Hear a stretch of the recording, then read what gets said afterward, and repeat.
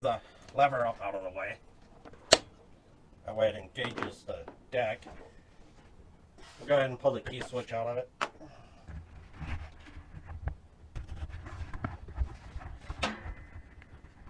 And I don't know if you'll be able to see it or not, but right back here is where the key switch is, and you'll need to undo this wiring harness here. It just pulls down, and you'll have that there wire harness.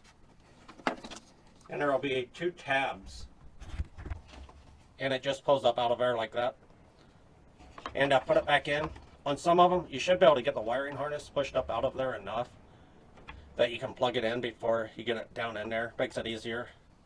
That way you're not fighting around trying to get it to plug into all those little terminals. So you take your new one and you would just stick it back in there. These just push together.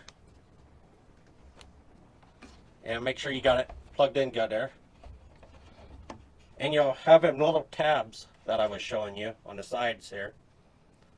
There'll be slots cut out in your dashboard part where they go, and just push it back down in there until it snaps into place.